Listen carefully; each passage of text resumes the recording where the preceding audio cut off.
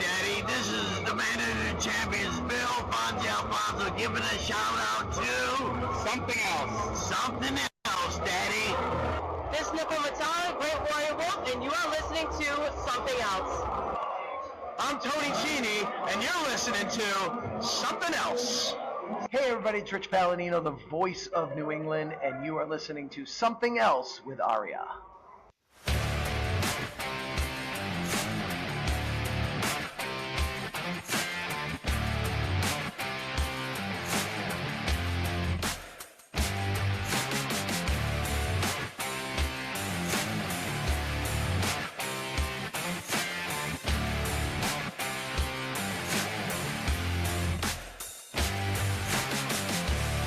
And welcome to episode number 090 of Something Else.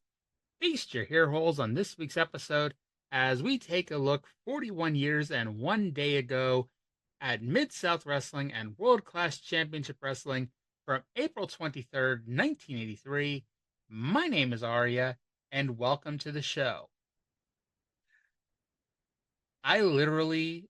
If you joined me for the AEW Dynasty podcast that I dropped on Monday, I'm going to assume I had a crap ton of positive feedback, even though I don't really get much of it, but I'm assuming I got a crap ton of feedback, even though I did as I promised at the end of that show. I pressed stop, and I pretty much pressed record to start this show here.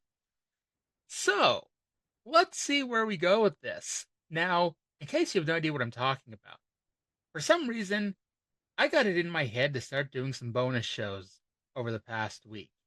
So in case the only two shows you ever listen to are Something Else and the Smoky Mountain Rewatch Along Project, first of all, thank you. But secondly, you're missing out on some other audio I've been doing here. So it started with a story from 6 months ago. I've been teasing, throwing out a third weekly show. And I've been really wanting to do a weekly look at old Memphis wrestling. And I was convinced, this was going to be the show that everyone drooled over. I was convinced, okay, I'm going to tell people, I did all these polls on YouTube, hey, which of these shows would you like to see? And I did 3 or 4 of them, and Memphis was always an option, and Memphis was always either last or next to last. People did not want to hear me talk about Memphis. The problem is, I was so convinced that this was a winning idea, I recorded what essentially is a pilot of the show last December, and then sat on it. I never posted it. I never, put it up anywhere. Because I ended up getting so much anti-Memphis feedback. I'm like, this is going to be a waste of time if I try doing this. But last Friday, I was sitting here just staring at my computer because I had a day off the shoot job. And I'm like, what the fuck? Let me just throw it up there. I'll call it bonus show number 1. I'll throw it up there and see what feedback I get. And decent, And so I watched the TNA. Before I even watched the TNA show. So I got an email from Josh Nason of the Figure 4 Weekly website, because I wrote for them for a decade, and I've always kind of had that informal, hey, if you want me to do something, let me know, and I'll be happy to do it if I can squeeze it into my schedule. So Josh messages me on Saturday and asks, hey, we need somebody to do the TNA pay-per-view, and I'm not going to go into great detail about, our strict negotiations, but I was happy with the offer. And so I subscribed to the TNA Plus on-demand service, which, by the way, I don't know how long they're still doing this, but if you subscribe for a year and you do the World Champion package, which gives you the 4 pay-per-views they do per year, you get it for 25% off. And so, hey, I thought it was a good price, considering what I was doing it for. I went for it. And so I watched the TNA show, and then I figured, hey, since I'm already, watching the show, and I'm already taking copious notes for the show. Why don't I just pull out the podcasting equipment and record something? And so I did. And that was bonus show number 2. And at the end of bonus show number 2, I made a point to specifically say, I will not be here Sunday night at 12:30 a.m. doing an AEW show. And I didn't. I waited until Monday night at 8:15 to do it. Because, shoot job. And so I've now done 3 bonus shows that are all up right now on all of our streaming platforms, all of your favorite sites to get your favorite streaming stuff: Apple Podcasts, Spotify, Amazon Music, Pandora, iHeartRadio, Deezer, and of course, tinyurl.com/something else YouTube. And so with that said, oh, and by the way, last Thursday I also did a Angry Marks Podcast Network news show for an hour last Thursday. And I do that bi-weekly on Thursdays. What I'm saying is I have done a lot of fucking audio in the past week, and here I am to do my actual 2 shows that I actually do on a weekly basis. At least the first one, because I'm not doing fucking Smoky Mountain tonight. I'll do that tomorrow or Wednesday. Lord, this is it for tonight. But let's go into the Wayback Machine. Let's have some fun. Let's go to the Irish McNeil Boys Club in Shreveport, Louisiana for Mid-South Wrestling, April 23rd, 1983.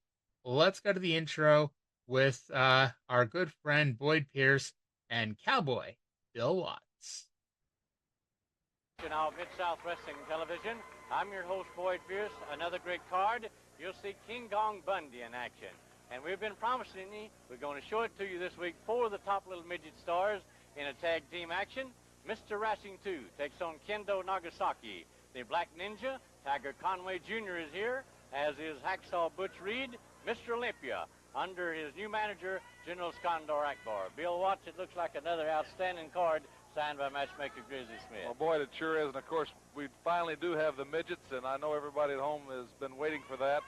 And, again, talking about last week in a very unusual action where Skandor Akbar laid a trap. The bait was $25,000. A all-new team. We figured it'd be Kamala and the Black Ninja, who have certainly been rising to the top as the #1 contenders, but instead, Ted DiBiase and Mr. Olympia and Skandor Akbar. Now, I don't know if this means that Mr. Olympia and Akbar have joined the Rat Pack, or if DiBiase, the head cheese of the Rat Pack, has been absorbed by Skandor Akbar. But whatever it was still a fantastic bout. You and I sitting back, so to speak, from the sidelines looking in, we were watching every moment to see just what surprise Skandor Akbar and that team had up their sleeve. And of course, with DiBiase in the loaded glove, but then the new situation with Mr. Olympia got something from Skandor Akbar that he put on his boot, and when he drop-kicked Tiger Conway Jr., it knocked him cold. But they are the new tag champions, is Mr. Olympia and Ted DiBiase. Let's look at the closing moments of that tag bout. So we're not going to do that because, we talked about that last week. But that brings us here back to our intro. So the big news, even though I guess it's not really big news, but finally, after a month of teasing, we're finally going to get our little person tag team match today.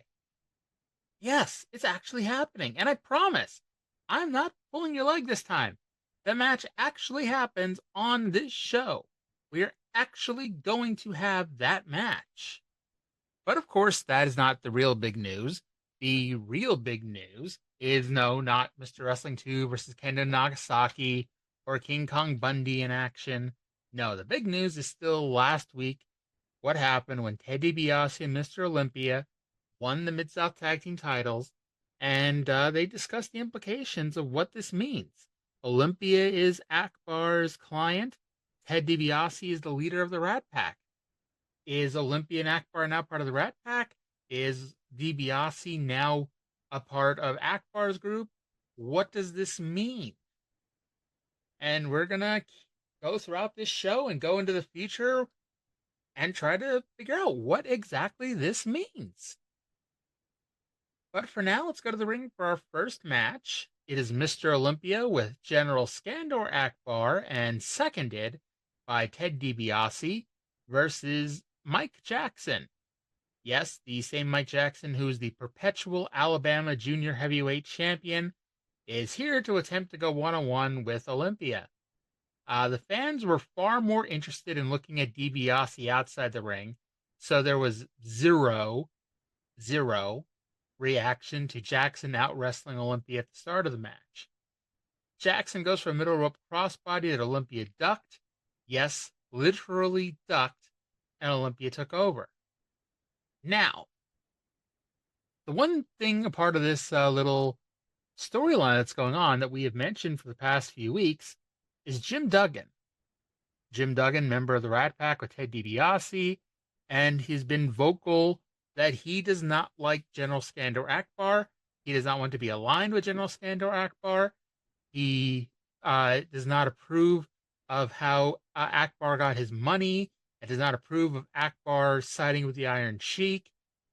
Like, Duggan does not want to be involved with Akbar at all.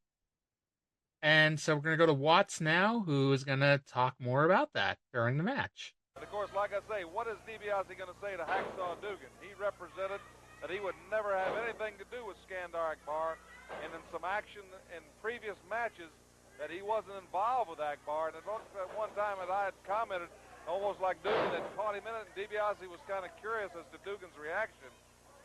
And DiBiase thinks Duggan's just a little bit rambunctious and that he can control him.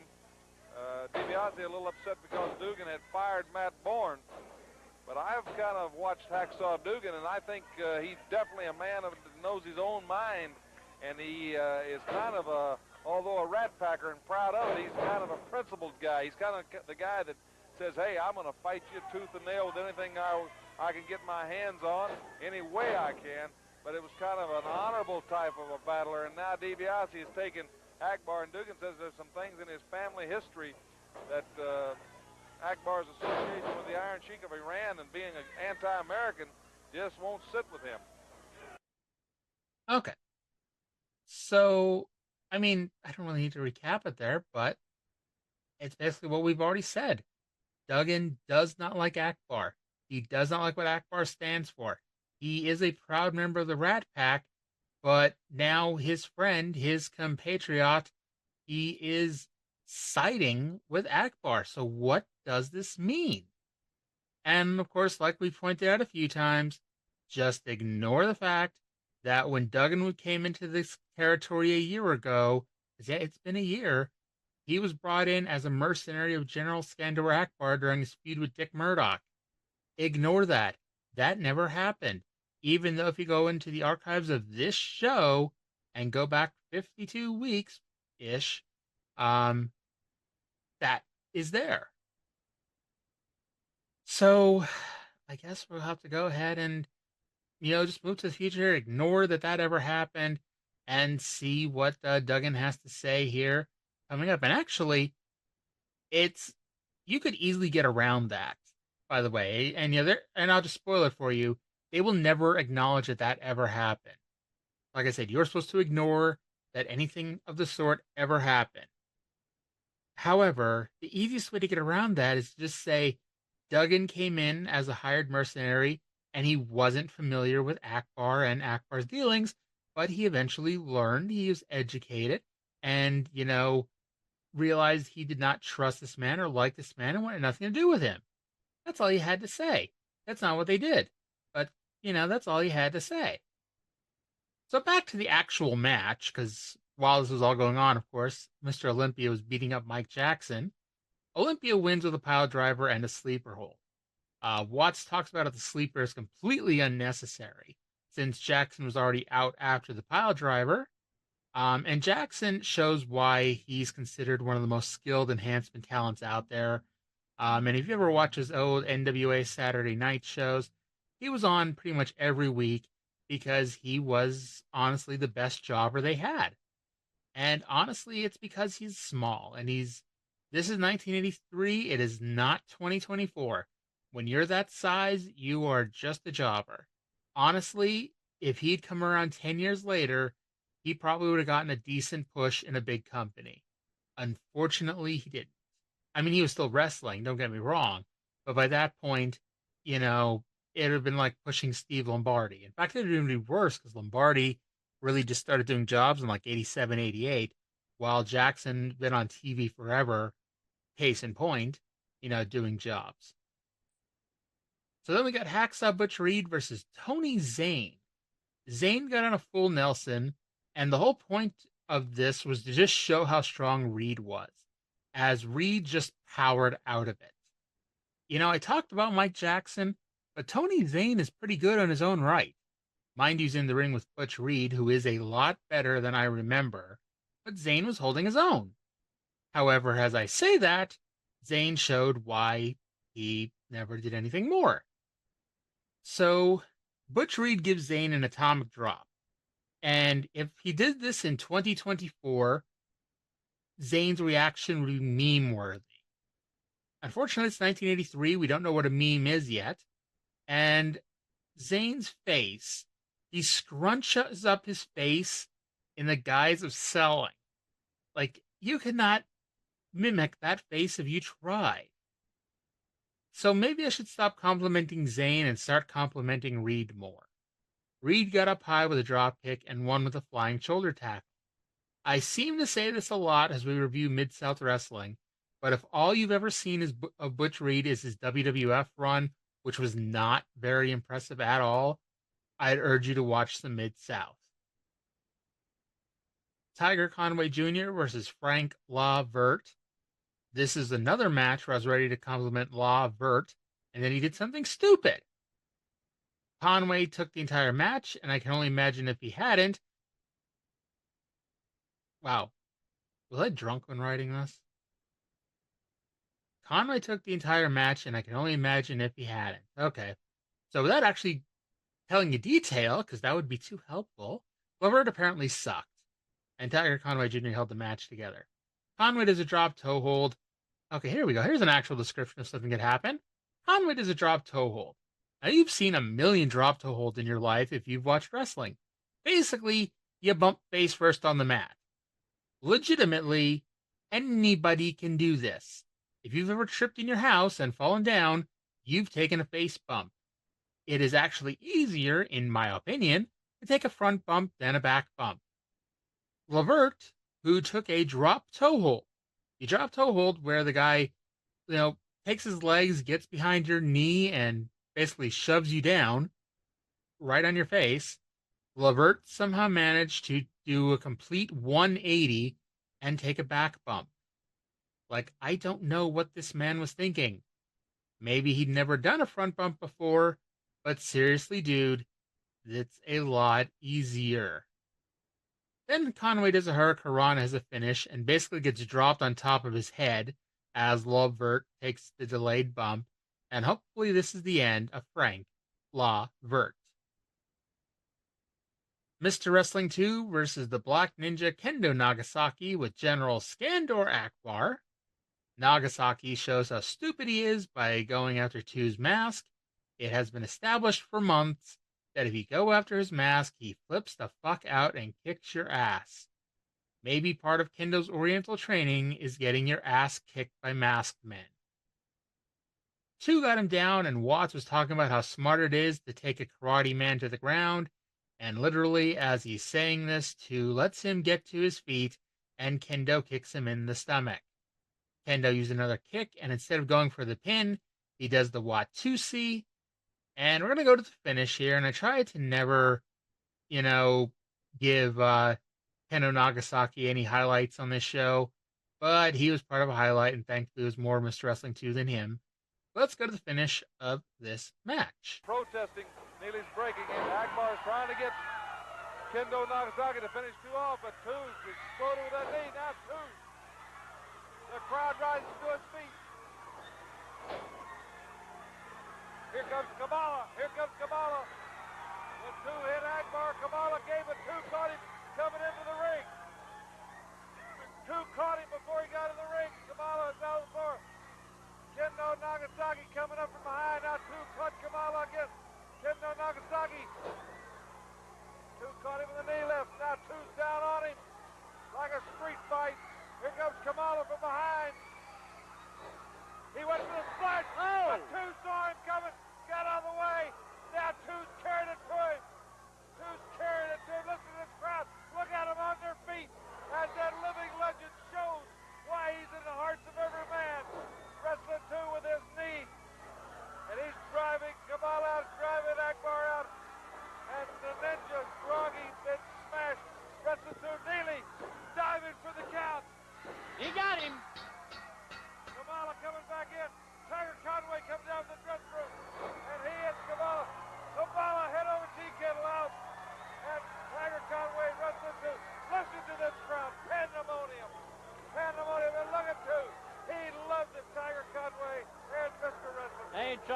tremendous battle and a...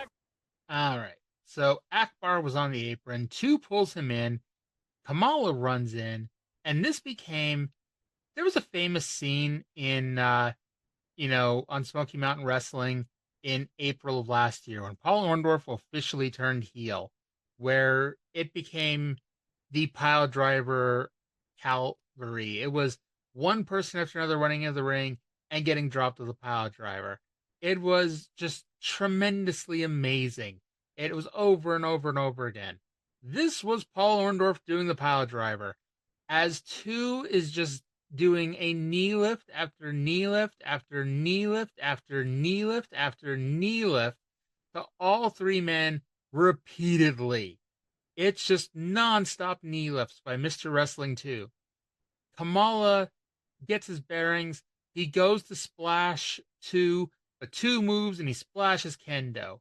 The match is still somehow going on, and 2 wins with his 8,000th knee lift. And now, and only now, that 2 has actually won the match and held off all 3 guys by himself, Tiger Conway Jr. runs in and drop kicks Kamala out of the ring.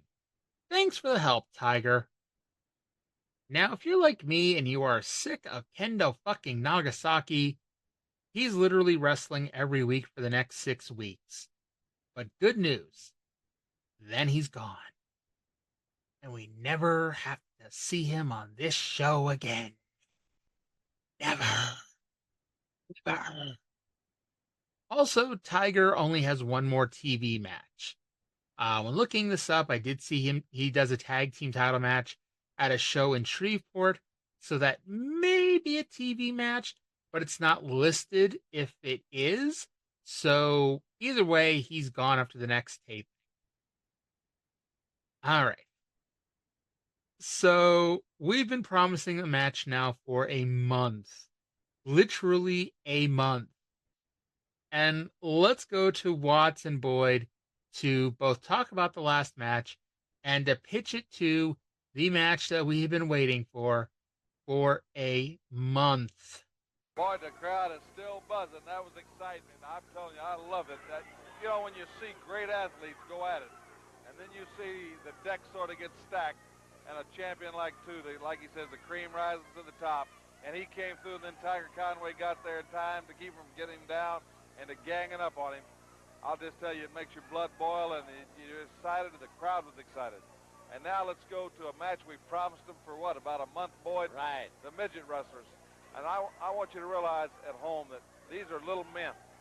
And I know a lot of kids, they look at these little midgets and say, gee, I'm bigger than that guy. Let me tell you, these are powerful little men, strong little men, and this should be an enjoyable match for you to see. Let's watch it. Boyd Pierce talks about the midget wrestling.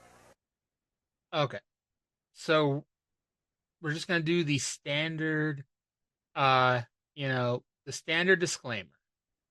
It's 2024. Nowadays, you call it, little person wrestling. You call it, I've seen dwarf wrestling listed. In 1983, that was not the recognized terminology. And you heard Bill Watts say the recognized terminology a dozen times. Now, I have never, been around any little people wrestlers. So I cannot say what they prefer to be called. I can tell you that I've heard from people whose word that I trust that they preferred being called that. However, we do live in a more politically correct society.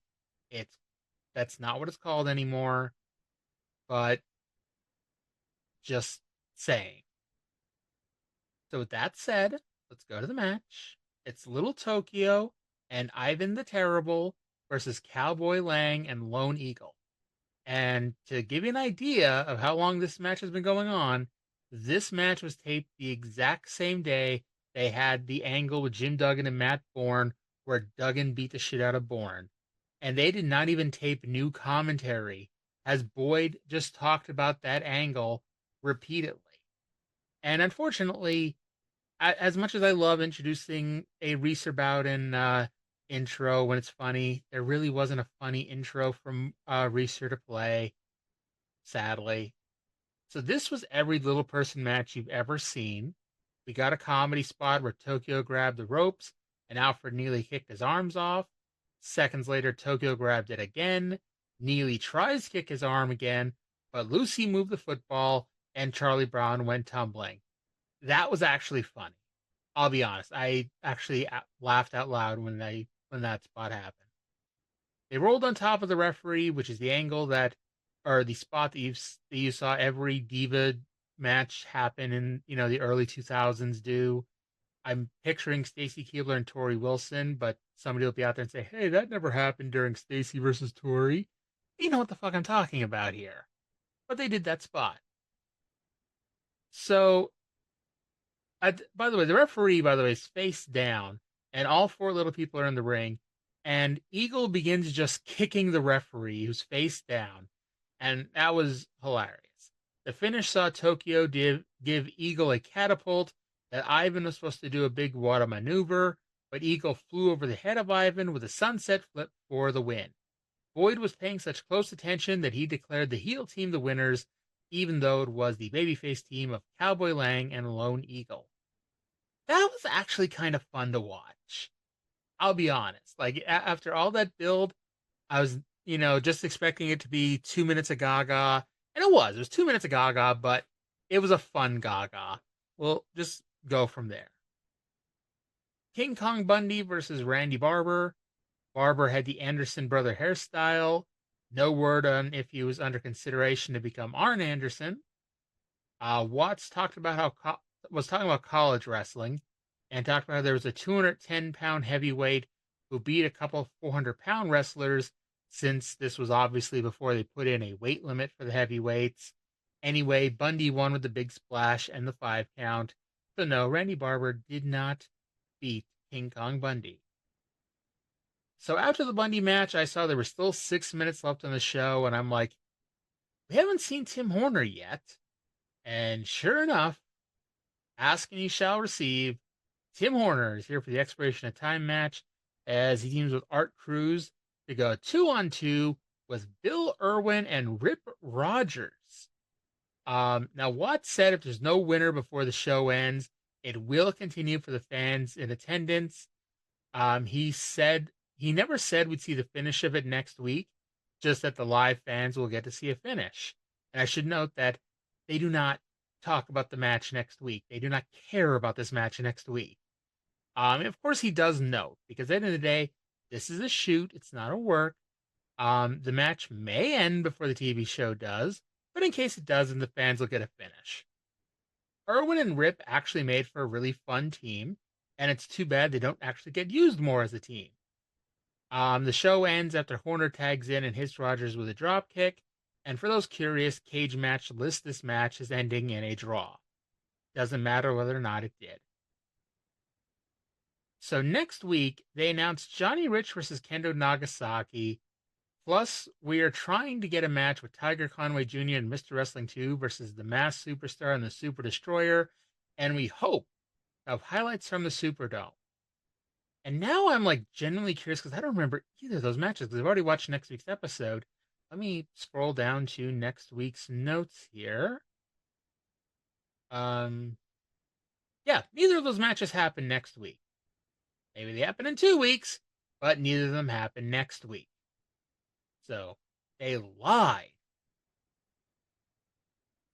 So that was a fun episode of Mid-South. The one thing you may have noticed they didn't talk about, or they haven't really talked about, except until just before the end, is there was a Superdome show. There was a Superdome show that at this point was a week before this show aired. And, yeah, it was 3 days after this was taped. It was 7 days before it aired. But we'll talk about that next week. And it's funny because we haven't seen Dog in weeks. We haven't seen a Dog match in what feels like forever, like an actual, Irish McNeil Boys Club Junkyard Dog match. But he'll be here next week, don't worry. But yeah. So that does it for Mid-South. Again, even with Dog, and, Dog, at this point, I'm not into anything Dog is doing. I am so much more into this Ted DiBiase, Jim Duggan situation, and we haven't even really started it yet. but that is coming. So from here, we skip from Louisiana to Texas, specifically the Sportatorium in Dallas, Texas, for World Class Championship Wrestling. And, Boyd and Bill tag out, and we have a different Bill. Bill Mercer is here to introduce this week's show. Let's go to him. Welcome to World Class Championship Wrestling from the Sportatorium in downtown Dallas, Texas, the world's greatest wrestlers. Well, the big main event is going to be for the American Heavyweight Championship, and the challenger is one of the Freebirds, Terry Gordy. Big Terry Gordy, the oldest of the Freebirds. And, of course, the champion is Kevin Von Erich, the Von Erichs who revere and cherish the American Championship. That's our main event. And you're going to meet the newcomer from England, the former British Empire champion, Chris Adams. In fact, Chris is right here, and I'm very glad to meet you, Chris. Welcome to Texas. Thank you. Well, at last I've made it to Texas. I've wrestled all over the world, and this is one of the last places that I ever wanted to come. I've never been to Texas before. I hope the people really like me, because so far I think Texas is a beautiful country. Well, we're glad to have you here. What sort of things do you have in mind? Well, Bill, I've been all over the country. I've wrestled in Japan and Mexico, Europe and Germany, and I've always come across one guy that has really, really got to me, and that's the Mongol. Well, you got here just in time. Right, I finally caught up with him. So what I'm going to do, I'm not going to stand here and tell everybody what I'm going to do to him, how I'm going to smash him, what I'm going to... All I'm going to do is let the people see for themselves, let them come down to the arena and watch me in the ring with this man. And I hope that they will support me in every way, because I really don't like him, and I'm sure a lot of people out there will agree with me too. Thank you, Chris. We'll look forward to that. Okay. And we'll have World Class Championship Wrestling with Chris Adams right after this. Holy fuck, that sucked. Holy shit. Now, here's the positives. Chris Adams gets a lot better at promos. Here is the negative. We had to watch that promo. I guess we didn't have to. I had to. Y'all didn't have to listen to it. But, hey, if I had to listen to it, so the fuck do you. What the hell? Like, Tim Horner was somewhere going, man, you need to get better on your promos, man. Jesus Christ almighty. He's a baby face. And he probably did not mean to say this, but the first thing out of his mouth is how Texas is the last place he ever wanted to come. Okay. He then says Texas is a beautiful country. And then he talked about he's been all over this country. He's been to Japan, Mexico, Europe, and Germany, because those are all part of this country. Obviously. And just as baffling, the reason why he's here in Texas, the last place he wanted to be, is to wrestle the Mongol. And he's now encouraging the fans to come support him in every way, because he doesn't like the Mongol. I don't like the fucking Mongol either. That just sucked. It gets better. I promise it gets better. But, oh my god, that was fucking awful. So, by the way, he's here to wrestle the Mongol. And so you'd assume that the first match is going to be Chris Adams versus the Mongol. The first match is Chris Adams versus Tom Renesto Jr., who is not the Mongol. The fans cheered Adams, at least. There's that. He is a good-looking guy. And at least they didn't have to listen to that promo he just cut. Mercer keeps saying that Adams is finely tuned. Finely tuned Chris Adams here from England. We get a crisscross spot, and Adams sends Renesto into the lights with a backdrop. Renesto was screaming no to an armbar, to the point that even Mercer had to acknowledge this. Adams gave Renesto tendinitis, was the call, and what he was doing was doing elbows to the elbow. Okay. Renesto comes back and grotesquely goes to the eyes and throat of Adams. Adams shakes off the grotesque eye attack and wins with a super kick. Now, honestly, this match did a lot more for him than that promo did. Why did that promo have to air? Now, the next match is King Kong Bundy with General Skandor Akbar and the Mongol versus Sal Oliveras. Now, we have seen Bundy in both Mid-South and World Class the last month or so. That is coming to an end. And no, it doesn't mean that he's leaving Mid-South. Let's go to Mark Lawrence, who's going to introduce this match, and he's got a special announcement to make. Ladies and gentlemen, very recently, King Kong Bundy lost a bout, which requires him to leave the area for a minimum of 60 days. However, it was necessary for Mr. Bundy to fill this date tonight. So, from Nome, Alaska, 450 pounds, King Kong Bundy from Devastation Incorporated. All right. So, short, sweet, to the point, Bundy lost a match where he has to leave Mid-South for at least 60 days, which does tie up the loophole in case Bundy doesn't come back. And guess what? Bundy doesn't come back. This is it. This is a winner leaves town match. He's done. At least as a full-time wrestler. I lied. He comes back for Star Wars in June, but that's a one-off. And by the way, in case you're curious, he lost the aforementioned loser leaves town match to Tola Yatsu. And from here, he's going to Mid-South full-time. Kind of weird that his last match is a squash match. Anyway, he picks Oliveras up after the big splash so it could cause more hurt. You would think, especially since this Tola Yatsu and Arman Hussein versus General Skandor Akbar's group, this feud's been going on longer than we've been reviewing this show. You would think we would have seen the Yatsu Bundy match as the big blow-off, and maybe we will, but I can tell you we're not going to at least see it for a little while anyway. But it even then, if they do show it eventually, it defeats the purpose since we already know who wins. I mean, to be fair, I already know who wins this match without actually knowing it. Or do I? Well, I do, because suddenly the bell rings as the Bundy is awarded the win via referee stoppage for some weird reason. Chavo Guerrero runs down and Bundy rolls to the outside and gave Chavo an earful, so Chavo dove over the top rope at him. So Chavo, who we just saw in Mid-South for a while, is now here in World Class, and let's go to our special correspondent, Monica Hunter, who is here with Chavo Guerrero. Chavo certainly showed us he can handle himself in a tough situation. You know, I come from a wrestling family, and my father always taught me, when you go in the ring, you go in there, it's a sport to beat the man. That's what this is. To hurt somebody on purpose, that is not uncalled for, you know. This is a sport, and that's what it is. But let me tell you something. If these men, I'm here to make a name for Chavo Guerrero. I'm here in Texas, from El Paso, Texas, born in Mexico City, raised in the United States. Devastation Incorporated, Freebirds. You want to wrestle, we'll wrestle. You want to fight, you'll fight. You want to grab a chair, I can grab a chair. You want to go to the street, we'll go to the street. It does not matter. When it comes down to the needy, to who is the toughest man, this is where it counts. Right here, brother. And that's what I'm here for. Thank you very much. And next, we'll see Kamala on World Class Wrestling.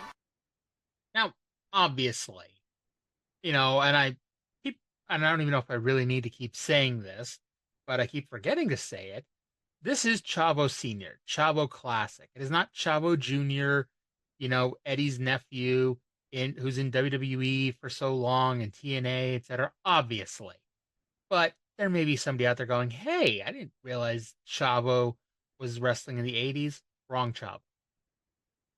So he says, he talks about his family, and, they mention, and, every time Chavo's made a stop somewhere, they've mentioned he's part of a huge-ass wrestling family, and he says that wrestling is a sport, and trying to hurt somebody intentionally is uncalled for. And he calls out all the heels and says he has no problem fighting or wrestling. All right. So we haven't heard enough from General Skandor Akbar this week, so let's go to General Skandor Akbar, who's got something to say. Here with Mr. Akbar at ringside. Well, what are your plans now for the Mongol here? The Mongol will meet all comers, international known Mongol team, This half is now the latest arsenal and devastation incorporated. And as you can see, obviously, he can take care of himself. 350 pounds of tenacity. I want you to notice the hair design right quick. Only the elite warriors in outer Mongolia wear this. And he's going to go against Yatsu? Anybody. Yatsu, the dog. And obviously this Rathke tonight is a plant from Hussein's inferior organization. But as I've told the people before, these problems will be solved. Oh, Kamala coming in over there, I see, over by the side of the ring. You will now see the most awesome individual ever in the world-class area. But here he comes, Kamala, the Ugandan giant. Is he safe out there by that? Well, Frank, the man that you probably saw with us. Will he come in the ring without you telling him, or what? This man is almost uncontrollable, Mercer. This man destroys and destructs at my command and my command only. You see now he is stepping in the ring, the most awesome individual ever to step foot in the squared circle. Well, he must. Tremendous size. 400 pounds, 7 foot, 400 pounds. Be a little careful with the mic, please. Be a little careful. All right, well, there he is, Kamala, the man who is called the Beast. Okay. So Akbar just starts by saying that the Mongol will face all comers, not just Tolyatsu, but anybody. And he says that Kamala's opponent is just a plant. Rahman Hussein is planting him in here. And obviously the thing, you're left to think, okay, this is, someone that Rahman Hussein is just like secretly snuck into this match because, obviously he's, going to come in, sneak up from behind, the skilled veteran and that no one's expecting. And he's going to, screw Kamala or sneak up and get a quick one on Kamala. Okay. So they bring him out and they mention Frank. Frank is leading Kamala to the ring. Now you might be wondering who the fuck Frank is. Frank is Bill Mercer fucking up Friday's name. Friday / Kimchi, whatever you want to call him. It's Friday. It's not Frank. Anyway, he says that Kamala is 7 feet tall and 400 pounds, which is even more ridiculous than that video in Jerry Jarrett's backyard where Kamala, 6 foot 9 inches tall. Kamala, 385 pounds. Kamala, the Ugandan giant. Yeah, I try to sneak that into every week's episode. So yeah, now he's 7 feet tall, which, okay, motherfucker, the guy's like 6'3". And, he's 6'3" and he's fucking barefooted, so we can't even stick up, some lifts in his boots here.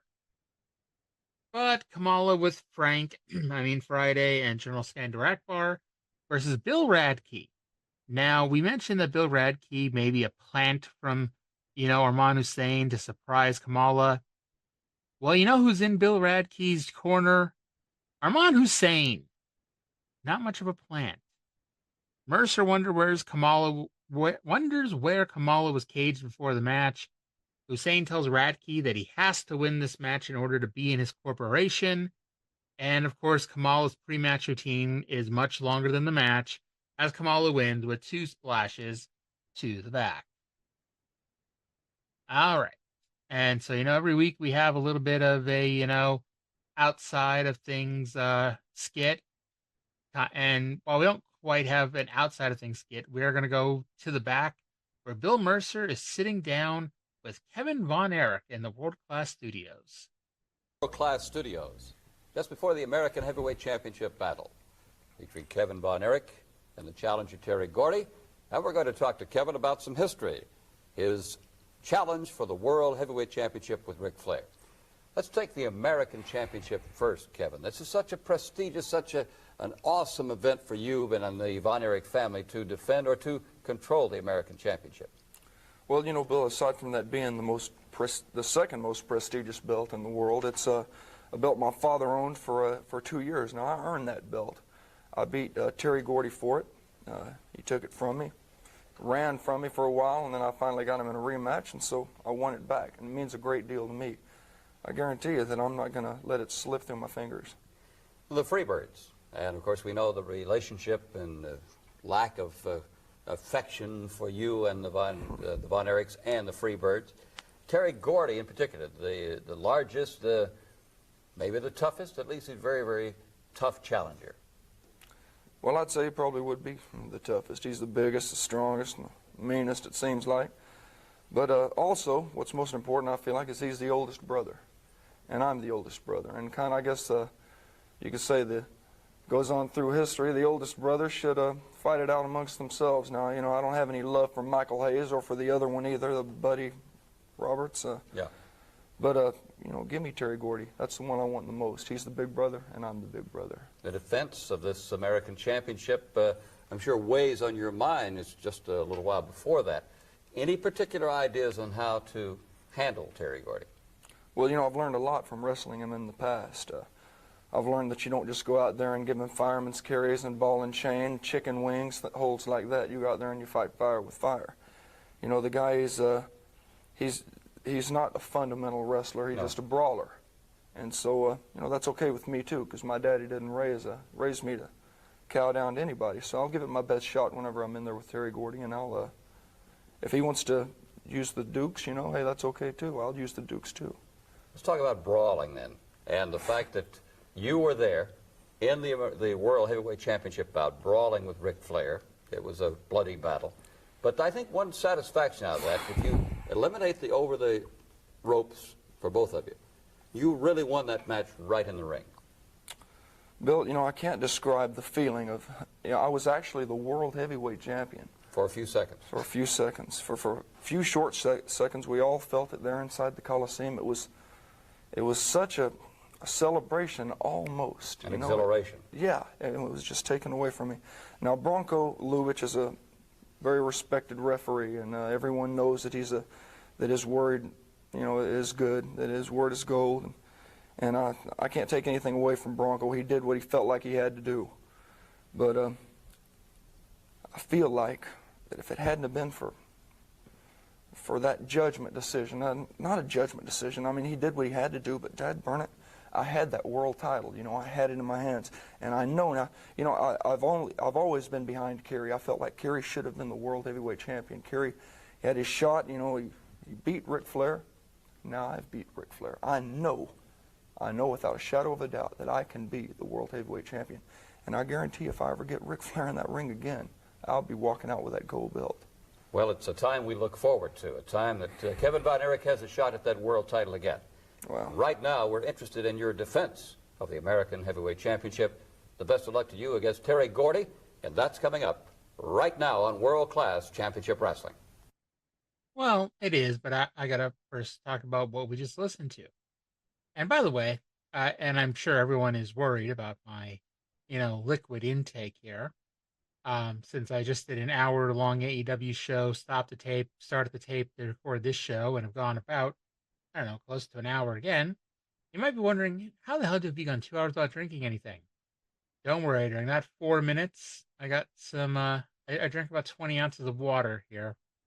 So I'm all set until I have to pee in like 10 minutes, but in 10 minutes I'll be off the air anyway, so I'll pee like a mad person then. So they talk about how prestigious the American title is. Kevin's beaten Gordy for it, and then Gordy beat him, and then he beat Gordy again for the belt. Kevin forgets Buddy Roberts' name for a second, but ultimately says he is the youngest Von Erich, and Gordy is the oldest Freebird. So they will fight fire with fire. Now, this is the second time on this show they said that, and I didn't bring it up when they mentioned it at the beginning of the show, because I knew this was going to happen later. Gordy is not the oldest Freebird. Buddy Roberts, by far, is the oldest Freebird. He is 14 years older than Gordy. Like, they can't even say, oh, well, Gordy's got the most experience. That's what he meant. No, Buddy Roberts has more experience wrestling than Terry Gordy. So I don't know. And it's like, it's not even like, okay, well, you know, people look young. I'm 39 years old. Yes, most people, people think I'm, early 30s. I even get a few people say late 20s, but early 30s, most people would say. So, you might say, okay, well, maybe Buddy Roberts just looks younger than Terry Gordy, and you can, okay, I'll give you the begrudging that. No. Buddy Roberts looks very obviously older than Terry Gordy. No ifs, ands, or buts. So, not even sure where the hell that came from, but, well, we'll just go with that here. Anyway, Kevin talks about how it felt to beat Ric Flair, and you know what? That was the most fascinating part. And it's one of those things that we talk about how the world title doesn't really mean a whole lot these days. WWE did a pretty good job, keeping the belt on Roman for so long that when Cody finally won it, it was a big fucking deal. But it's like, by and large, world titles don't mean as much, in 2024. And it's hard to explain why. I like Kevin Von Erich did a fantastic job of explaining how big it was for just seconds, for only a few seconds, for the world to think that he had won the world title. He had brought it home to Texas. The Von Erich, legacy, is finally complete, as they did something Fritz could never do. He did something David hadn't done. He did something Kerry hadn't done. He had become the world champion. And it got taken away. And he doesn't blame the referee, because it'd be easier to just blame, Bronco Lubick, who's a shitty referee. But he didn't blame him, because it is what it is. But he knows that he can beat Ric Flair. And now the fans know he can beat Ric Flair. And now if he ever gets that title shot, another title shot, he's going to beat Ric Flair. He's going to have a chance to beat Ric Flair. And people are going to believe, hey, we saw it before. We saw it on TV. He might actually win the damn belt. We'll see, I guess. So that segues into our main event. It is America's champion Kevin Von Erich versus Terry Gordy. Mark Lawrence says that Kevin is wearing the Texas title. He's not. He's wearing the American belt. But apparently David has beaten Jimmy Garvin for the Texas title recently. You might recall one of our earliest shows we've been doing on World Class, Jimmy Garvin won the Texas title. Well, David has won it back. And they'll be on the show next week. But Gordy had on a knee bar that Kevin broke by pushing his bare foot into Gordy's face. In many ways, that is worse than if he had actually been wearing boots. There were actually 3 fans in the crowd from Georgia, and they were chanting for Gordy while holding the Georgia flag. Mercer announces that Gordy is doing the job there, as Kevin used the monkey flip. And I know we've noticed before, and I seem to say this every single week, and I will just keep saying it. It is crazy how consistently noisy the crowd is. And unlike the famous WWF crowds that we're all familiar with, this is not piped in canned crowd noise. This, you can tell, this crowd is fucking into every bit of this thing, every bit of this feud. It reaches them at a personal level that you just do not see many feuds get. And it's amazing because, pretty much every week we're getting Von Erich versus Freebirds. And it is not stale at all. It's been 4 months. And we're going to get a lot more of it, and it's still going to be fucking great long before it ever starts dying down. But Kevin breaks a bear hug with the claw, but Gordy breaks that. Gordy had Kevin dropped on the top rope previously, so Kevin did the same thing to Gordy during his comeback. Michael Hayes comes to ringside for immoral support. Kevin goes for a slam and Hayes trips him, but somehow it still led to Kevin hitting the slam. Well, not everything is smooth. Case in point, Gordy goes for a slam and Kevin tries to roll it up, but they kind of just fall down. The finish is more of that as Kevin goes for a slam. Hayes trips him, but Kevin rolls through for the pin. The fans, well, all but 3, are very happy with this as Kevin Von Erich retains the title. It was rough at the end, but it was, more than adequate during the rest of the match. So let's end the show here with a Freebird promo. Let's go to them right now. World Class Championship Wrestling, the Freebirds, and a bit frustrated over this situation, I imagine. That's a joke. He had his trunks pulled. Anybody in this building, if they got any sense, could see it. I'm going to lay this down one time only. I know you agree. The next time Von Erich gets in the ring with a Freebird, he's going to be carried out. You got it? We're hurting somebody, man. I'm talking about your livelihood. I'm talking about your family. I'm talking about your body. Terry Gordy, frustrated man. Mike said it all right there. And he brought it out, nice and clear. Somebody's going to get hurt. And I don't care. It's a Von Erich. I don't care who it is. All right. You got the point. We got the point. Thank you. World Class Championship Wrestling, Freebirds. All right. So Hayes is pissed, saying Kevin had his tights, and said that next time they face the Von Erichs are going out on a stretcher. Gordy had a chair that he slammed onto the announce desk, and saying he doesn't care who he hurts, and I believe him. Okay, fine. I know he's not seriously trying to hurt anybody, but I believe that Terry Gordy, the character, wants to hurt somebody, and he doesn't care who it is.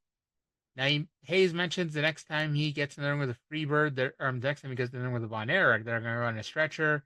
He's going to get his chance next week, as Hayes and Roberts are going to go 2-on-2 with David Von Erich and, no, not Kerry, Iceman King Parsons. So that does it for a fun episode of World Class. And you know something? That does it for the show. I've been talking now for over 2 hours. It's time to go home.